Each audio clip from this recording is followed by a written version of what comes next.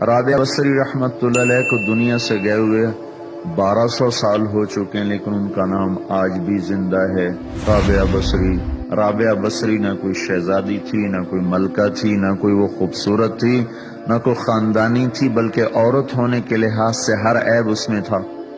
ان کی عادت یہ تھی، وہ روزانہ عشاء کی نماز کے بعد غسل کر کے کپڑے بدل کے اپنے خامن سے پوچھتی آپ کو میری ضرورت ہے؟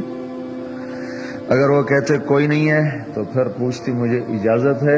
وہ کہتے اجازت ہے تو پھر مصلی پہ کھڑی ہو جاتی اور فجر کی نماز تک مصلی پر کھڑی رہتی تھی۔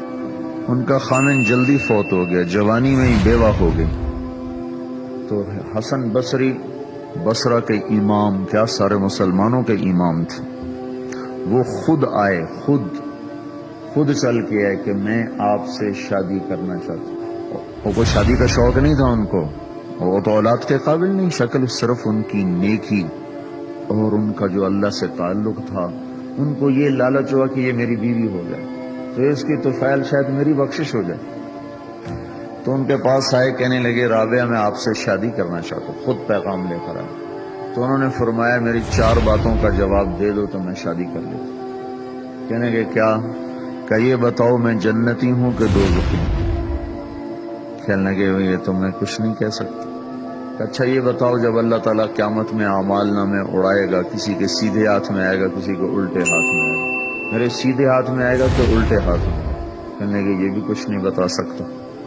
کہنے لگے اچھا یہ بتاؤ جب اللہ نیکیوں کو تولے گا، کسی کی نیکیاں بڑھ جائیں گی، کسی کے گناہ بڑھ جائیں گے، میرے گناہ زیادہ ہوں گے نیکیاں زیادہ ہوں گی؟ کہ یہ بھی نہیں بتا سکتا۔ کہ اچھا یہ بتاؤ جب لوگ بول سرات سے گزریں گے، کوئی پار نکل جائیں گے، کوئی نیچے گر جائیں گے، تو میں پار نکلوں گی کہ دوزخ میں گروں گی؟ کہنے لگے یہ بھی میں نہیں بتا سکتا۔ تو پھر فرمایا اچھا جاؤ مجھے تیاری کرنے دو، مجھے ان 4 باتوں کی تیاری کرنی ہے، میرے پاس شادی کے لیے وقت کوئی نہیں ہے۔ جو اللہ سے دوستی لگا لیتے ہیں اللہ دنیا ان کے لیے مسخر کر دیتے، اللہ دنیا ان کے پاؤں میں ڈال دیتے۔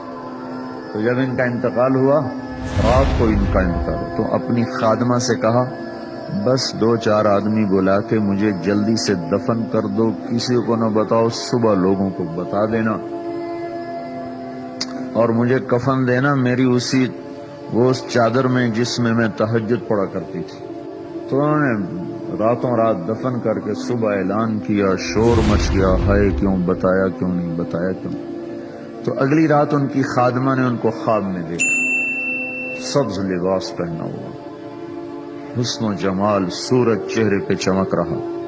پوچھا آپ کے ساتھ کیا ہوا؟ کہا میرے اللہ نے میرے ساتھ بہت عمدہ معاملہ کیا۔ کہا آپ کی وہ چادر کہاں گئی جس میں آپ کو کفن دیا تھا؟